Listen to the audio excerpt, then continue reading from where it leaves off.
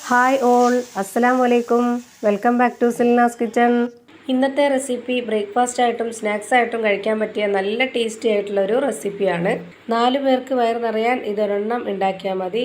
അപ്പോൾ നമ്മുടെ video skip ചെയ്യാതെ മുഴുവനായിട്ടും കണ്ടിരുന്നാലേ ഇതെങ്ങനെയാണ് തയ്യാറാക്കി എടുക്കുന്നതെന്നുള്ളത് നിങ്ങൾക്ക് മനസ്സിലാവുള്ളൂ. റെസിപ്പിയിലോട്ട് കിടക്കുന്നതിന് മുമ്പായി എൻ്റെ ചാനൽ ആദ്യമായിട്ട് കാണുന്നവരാണെങ്കിൽ പ്ലീസ് ഒന്ന് സബ്സ്ക്രൈബ് ചെയ്തേക്കണേ. ഒപ്പം തന്നെ ഈ വീഡിയോസ് നിങ്ങൾക്ക് ഇഷ്ടപ്പെടുകയാണെങ്കിൽ ഒരു ലൈക്ക് ചെയ്യാനും മറക്കരുത്. ഇനി നമുക്ക് റെസിപ്പിയിലോട്ട് അടക്കാം. അപ്പോൾ ആദ്യം തന്നെ ഈ ഒരു റെസിപ്പി തയ്യാറാക്കുന്നതിന് വേണ്ടി 250 ഗ്രാം കപ്പിൻ്റെ അളവിൽ 2 കപ്പ് ഗോതമ്പ് പൊടിയാണ് ഈ പാത്രത്തിലേക്ക് ഇട്ട് കൊടുത്തിട്ടുള്ളത്. ഇനി ഇതിലേക്ക് ആവശ്യത്തിനുള്ള ഉപ്പും ഇത് കുഴച്ചെടുക്കാനായിട്ടുള്ള വെള്ളവും കൂടെ ഒഴിച്ചു കൊടുത്തിട്ട് നന്നായിട്ട് ഇതൊന്ന് ചപ്പാത്തിക്കൊക്കെ കുഴച്ചെടുക്കുന്ന പോലെ ഒന്ന് കുഴച്ചെടുക്കാം. ഇത് കുഴച്ചെടുക്കാനായിട്ട് ഞാനിവിടെ 1 കപ്പ് വെള്ളമാണ് എടുത്തിട്ടുള്ളത്. ഇത് മുഴുവനായിട്ടും ഒഴിച്ചു കൊടുക്കുന്നില്ല, കുറച്ചായിട്ട് ഒഴിച്ചു കൊടുത്തിട്ട് നന്നായിട്ട് കുഴച്ചെടുക്കാം. ഞാനിപ്പോൾ ഇത് ഈ ഒരു പാത്രത്തിൽ വെച്ച് തന്നെയാണ് നന്നായിട്ട് കുഴച്ചെടുക്കുന്നത്. നിങ്ങൾക്ക് വേണമെന്നുണ്ടെങ്കിൽ കൗണ്ടർ ടോപ്പിലേക്കോ അല്ലാന്നുണ്ടെങ്കിൽ വലിയ ഒരു പരന്ന പാത്രത്തിലേക്കോ ഇട്ട് നന്നായിട്ട് കുഴച്ചെടുക്കാവുന്നതാണ്. ഇപ്പോൾ ഇതിലേക്ക് 1/4 കപ്പ് വെള്ളമാണ് ആവശ്യമായിട്ട് വന്നിട്ടുള്ളത്. ഇപ്പോൾ ഞാൻ നല്ല പോലെ ചപ്പാത്തിക്കൊക്കെ കുഴച്ചെടുക്കുന്ന രീതിയിൽ കുഴച്ചെടുത്തിട്ടുണ്ട്. ഇനി ഈ മാവ് 30 മിനിറ്റ് റെസ്റ്റ് ചെയ്യാനായിട്ട് മാറ്റി വെച്ചേക്കാം. ആ ഒരു സമയം കൊണ്ട് ഇനി ഒരു കാര്യം കൂടി ചെയ്യാനുണ്ട്. അതിനായി ഞാനിവിടെ സ്റ്റവിലേക്ക് ഒരു പാൻ വെച്ച് കൊടുത്തിട്ട് അതിലേക്ക് കുറച്ച് എണ്ണ ഒഴിച്ചു കൊടുത്തിട്ടുണ്ട്. ചൂടായി വന്ന എണ്ണയിലേക്ക് 2 സബോളയും 1/4 ഭാഗം ക്യാപ്സിക്കവും 2 പച്ചമുളകും 3 തക്കാളിയും പൊടിയായിട്ട് അരിഞ്ഞ് ഇതിലേക്ക് ഇട്ട് കൊടുത്തിട്ടുണ്ട്. തക്കാളി 3 എണ്ണം ഇട്ട് കൊടുത്തിട്ടുള്ളത് അതിൻ്റെ ആ ഒരു പുളിപ്പും രുചിയൊക്കെ ഒന്ന് മുൻപ് നിൽക്കാൻ വേണ്ടിയിട്ടാണ്. ഇതെല്ലാം ഇട്ട് കൊടുത്തതിന് ശേഷം ഇനി ഇതിലേക്ക് 1 സ്പൂൺ അളവിൽ മുളക് പൊടിയാണ് ഇട്ട് കൊടുക്കുന്നത്. ഇനി ഇതിലേക്ക് ഒരു നുള്ള് ഗരം മസാല പൊടി ഇട്ട് കൊടുക്കാം. ഇനി ഇതിലേക്ക് ഒരു നുള്ള് പെരിഞ്ജീരക പൊടിയാണ് ഇട്ട് കൊടുക്കുന്നത്. ഇനി ഇതിലേക്ക് ഒരു നുള്ള് മഞ്ഞൾപ്പൊടിയും ആവശ്യത്തിനുള്ള ഉപ്പും ഇട്ട് കൊടുക്കാം. ഇനി ഇതിലേക്ക് കുറച്ച് കറിവേപ്പില കൂടി ഇട്ട് കൊടുക്കുന്നുണ്ട്. ഇനി ഇതിലേക്ക് ഒരു 3 അല്ലി വെളുത്തുള്ളിയും ചെറിയ കഷ്ണം ഇഞ്ചിയും ചതച്ചതാണ് ഇട്ട് കൊടുക്കുന്നത്. ഇനി ഇതെല്ലാം കൂടി നന്നായിട്ടൊന്ന് ഇളക്കി യോജിപ്പിച്ചതിന് ശേഷം ഒരു 2-3 മിനിറ്റ് ഇതൊന്ന് അടച്ചു വെച്ച് വേവിച്ചെടുക്കാം. ഇത് നന്നായിട്ട് വെന്ത് കുഴഞ്ഞ് കിട്ടണം. ആ ഒരു പരുവത്തിന് വേണ്ടി ഒന്ന് വെയിറ്റ് ചെയ്യാം. ഇപ്പോൾ ഒരു 3 മിനിറ്റ് കഴിഞ്ഞിട്ടുണ്ട്. ഇനി നമുക്കിതൊന്ന് തുറന്നു നോക്കാം. ഇപ്പോൾ ഈ ഒരു മസാല നന്നായിട്ട് വെന്ത് കുഴഞ്ഞ് കിട്ടിയിട്ടുണ്ട്. ഇത് കാണുമ്പോൾ തന്നെ അറിയാൻ പറ്റും നല്ല പോലെ വെന്ത് കുഴഞ്ഞ് കിട്ടിയിട്ടുണ്ടെന്ന്. ഇത്രയും മതി. ഇനി ഇതിൻ്റെ ഫ്ലെയിം ഓഫ് ചെയ്യാം. ഇനി ഇതൊന്ന് മാറ്റി വയ്ക്കുന്നുണ്ട്. ഇനി സ്റ്റവിലേക്ക് ഒരു കടായി വെച്ച് കൊടുത്ത് അതിലേക്ക് ഒരു ഗ്ലാസ് വെള്ളം ഒഴിച്ചു കൊടുത്തിട്ടുണ്ട്.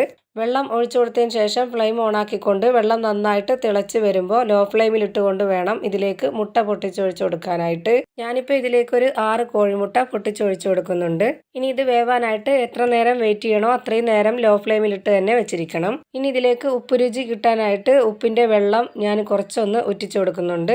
ഇപ്പോൾ ഈ മുട്ട വെള്ളത്തിൽ കിടന്ന് വെന്ത് വന്നിട്ടുണ്ട്. ഇതുപോലെ നമ്മൾ സ്പാച്ച് കൊണ്ട് ഇളക്കി കൊടുക്കുമ്പോഴത്തേക്ക് ഇളകുന്ന ആ ഒരു പരുവാകുമ്പോഴത്തേക്ക് നമുക്ക് ഫ്ലെയിം ഓഫ് ചെയ്യാം. ഇനി നേരത്തെ റെഡിയാക്കി വെച്ചിട്ടുള്ള ആ ഒരു മാവ് ഇതുപോലൊരു ബോർഡിലേക്ക് കുറച്ച് പൊടി ഇട്ട് കൊടുത്തതിന് ശേഷം ഒന്ന് വെച്ച് കൊടുത്തിട്ട് കട്ട് ചെയ്തെടുക്കാം. ഇതുപോലെ 2ആയി കട്ട് ചെയ്തതിന് ശേഷം ഈ 2 മാവും ഇനി നല്ലപോലെ ഇതുപോലൊരു ബോൾസ് ആക്കി എടുക്കുന്നുണ്ട്. ഇനി ഇതിൽ നിന്നും ഒരു ബോൾസ് എടുത്ത് മാറ്റി വെച്ചുകൊണ്ട് ഒരു ബോൾസ് നന്നായിട്ടൊന്ന് പരത്തിയെടുക്കാം. ചപ്പാത്തിയൊക്കെ പരത്തിയെടുക്കുന്ന അതേപോലെ തന്നെ കുറച്ച് പൊടി ഇട്ട് കൊടുത്തതിന് ശേഷം നന്നായിട്ട് ഇതൊന്ന് പരത്തിയെടുക്കുന്നുണ്ട്. ചപ്പാത്തിയേക്കാളും ഒന്നുകൂടി വലിപ്പത്തിലാണ് ഞാനിപ്പോൾ ഇത് പരത്തിയെടുക്കുന്നത്. അതുപോലെ തന്നെ ചപ്പാത്തിയുടെ അത്രയും നൈസായിട്ട് പരത്തിയെടുക്കണ്ട, ഒന്നുകൂടി ഇച്ചിരി കട്ടിയിൽ വേണം പരത്തിയെടുക്കാൻ. ഇപ്പോൾ ഞാൻ ഈ മാവ് നല്ല പോലെ പരത്തിയെടുത്തിട്ടുണ്ട്. ഇനി ഞാനിത് കയ്യിലെടുത്ത് കാണിച്ചു തരാം. ഇപ്പോൾ ഞാനിത് കയ്യിലെടുത്ത് കാണിക്കുമ്പോൾ നിങ്ങൾക്ക് മനസ്സിലാവുന്നുണ്ടാവും ഇതിൻ്റെ ഈ ഒരു കട്ടി. ഈ ഒരു പരുവത്തിലാണ് 2 ബോൾസും പരത്തിയെടുക്കേണ്ടത്. ഇതിന് പ്രത്യേകിച്ച് ഷേപ്പുകളോ ആകൃതിയോ ഒന്നും വേണ്ട. ഇതുപോലെ നന്നായിട്ടൊന്ന് പരത്തിയെടുത്താൽ മാത്രം മതി. ഇതേപോലെ തന്നെ ഞാനിപ്പോൾ 2 മാവും നന്നായിട്ട് പരത്തിയെടുത്തിട്ടുണ്ട്. ഇനി ഇത് റെഡിയാക്കി എടുക്കാനായിട്ട് സ്റ്റവിലേക്ക് ഒരു പാൻ വെച്ച് കൊടുത്തിട്ടുണ്ട്. അതിലേക്ക് കുറച്ച് എണ്ണയും ഒഴിച്ചു കൊടുത്തിട്ടുണ്ട്. ഇനി ഈ എണ്ണ മൊത്തത്തിലൊന്ന് പാനിൽ സ്പ്രെഡ് ആക്കി കൊടുക്കാം. ഇപ്പോൾ ഞാനിതിൽ ഫ്ലെയിം ഓൺ ആക്കി കൊടുത്തിട്ടില്ല. ഇപ്പോൾ തന്നെ ഫ്ലെയിം ഓൺ ആക്കി കൊടുക്കണ്ട. ഇതുപോലെ എണ്ണ മൊത്തത്തിലൊന്ന് സ്പ്രെഡ് ആക്കി കൊടുത്ത ശേഷം ഇനി പരത്തിയെടുത്ത ഒരു മാവ് ഇതിലേക്ക് ഇട്ട് കൊടുക്കാം. ഇപ്പോൾ ഈ പാനിൽ എണ്ണ ഉള്ളതുകൊണ്ട് മാവ് മൊത്തം താഴോട്ട് തന്നെ വലിഞ്ഞു പോവുകയാണ്. അങ്ങനെ പോവാതിരിക്കാൻ വേണ്ടി ഇതുപോലെ മേളിലോട്ടൊന്ന് മാവ് വലിച്ച് ഇതുപോലെ ഒന്ന് മേളിൽ ഒട്ടിച്ച് വെച്ച് കൊടുക്കാം. എന്നിട്ട് ഇതിലേക്ക് നേരത്തെ റെഡിയാക്കി വെച്ചിട്ടുള്ള ആ ഒരു ഉള്ളി മസാല പകുതി ഇതിലേക്ക് ഇട്ട് കൊടുക്കുന്നുണ്ട്. ഇനി ഇതുപോലെ ഒരു സ്പാച്ച് വെച്ചിട്ട് ഈ മസാല മുഴുവനായിട്ടൊന്ന് പരത്തി വെച്ച് കൊടുക്കാം. ഇതേപോലെ മസാല നന്നായിട്ടൊന്ന് പരത്തി വെച്ച് കൊടുത്തതിന് ശേഷം നേരത്തെ വെള്ളത്തിൽ വേവിച്ചെടുത്ത ആ ഒരു മുട്ട ഇതിലേക്ക് ഇട്ട് കൊടുക്കാം. മുഴുവൻ മുട്ടയും ഞാനിപ്പോൾ ഇതിലേക്ക് ഇട്ട് കൊടുത്തിട്ടുണ്ട്. ഇനി ഇതുകൂടി കറക്റ്റാക്കി വെച്ച് കൊടുത്തതിന് ശേഷം ബാക്കിയുള്ള ആ ഒരു ഉള്ളി മസാല കൂടി ഇതിലേക്ക് മുഴുവനായും ഇട്ട് കൊടുക്കാം.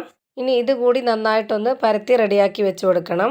ഇതുപോലെ ഒന്ന് തയ്യാറാക്കി നോക്കണം. തീർച്ചയായിട്ടും നിങ്ങൾക്കും ഇഷ്ടാവും. നല്ല ടേസ്റ്റി ആയിട്ടുള്ള ഒരു റെസിപ്പിയാണിത്. പച്ചവെള്ളത്തിൽ ഇതുപോലെ മുട്ട വേവിച്ചു കൊടുത്തതിന് ശേഷം ഇങ്ങനെ റെഡിയാക്കി എടുക്കുന്ന ഈ ഒരു റെസിപ്പി നല്ല ഒരു പ്രത്യേക ടേസ്റ്റാണ് കഴിക്കാൻ. ഇനി ഇതിന് മുകളിലേക്കായിട്ട് നേരത്തെ പരത്തി വെച്ചിട്ടുള്ള ഒരു മാവ് കൂടി വെച്ച് കൊടുക്കുന്നുണ്ട്. ഈ മാവ് കൂടി വെച്ച് കൊടുത്തതിന് ശേഷം ഇനി ഇതിൻ്റെ വക്കെല്ലാം നന്നായിട്ടൊന്ന് ഒട്ടിച്ചു കൊടുക്കണം.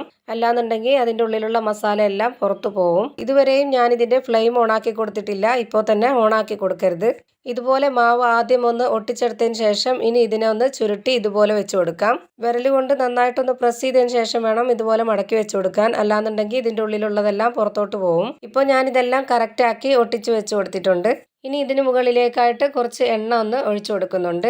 ഇനി വേണം ഇതിൻ്റെ ഫ്ലെയിം ഓണാക്കി കൊടുക്കാൻ. എന്നിട്ട് ഇതൊരു 15 മിനിറ്റ് നേരം ലോ ഫ്ലെയിമിലിട്ട് തന്നെ വേവിച്ചെടുക്കാം. ഒട്ടും തന്നെ ഫ്ലെയിം കൂട്ടി വെക്കരുത്. ലോ ഫ്ലെയിമിലിട്ട് തന്നെ ഇത് വേവിച്ചെടുക്കണം. ഫ്ലെയിം കൂട്ടി വെച്ചാൽ അകം പെട്ടെന്ന് കരിഞ്ഞു പോവുകയും ചെയ്യും, ഉള്ളൊന്നും വേവത്തുമില്ല.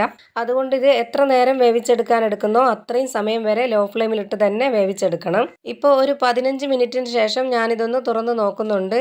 ഇപ്പോൾ ഇതിൻ്റെ ഒരു സൈഡ് വെന്ത് കിട്ടിയിട്ടുണ്ട്. ഇനി ഇതൊന്ന് തിരിച്ചിട്ട് കൊടുക്കാം. ഇതുപോലെ തിരിച്ചിട്ട് കൊടുത്തതിന് ശേഷം ഇനി ഈ ഒരു ഭാഗം കൂടെ ഒരു 10 മിനിറ്റ് നേരം ഒന്ന് വേവിച്ചെടുക്കാം. ഇത് അടച്ചു വെച്ച് തന്നെ വേവിച്ചെടുക്കണം.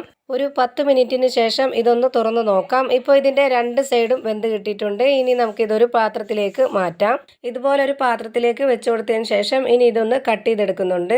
ഇതുപോലെ 4 പീസാക്കിയാണ് കട്ട് ചെയ്തെടുക്കുന്നത്. ഇതിലൊരെണ്ണം മതിയാവും ഒരാൾക്ക് വയറ് നിറയാനായിട്ട്. ഇനി നിങ്ങളും ഇതുപോലെ ഒന്ന് ട്രൈ ചെയ്ത് നോക്കുക. നല്ല ടേസ്റ്റി ആയിട്ടുള്ള ഒരു അടിപൊളി റെസിപ്പിയാണിത്. എത്ര കഴിച്ചാലും മതി വരാത്ത നല്ല ടേസ്റ്റി ആയിട്ടുള്ള ഒരു റെസിപ്പിയാണിത്. അപ്പോൾ ഇത്രയേ ഉള്ളൂ എൻ്റെ ഇന്നത്തെ റെസിപ്പി ഇഷ്ടമായാൽ ലൈക്ക് ചെയ്യാനും കമൻറ്റ് ചെയ്യാനും ഷെയർ ചെയ്യാനും മറക്കരുത്.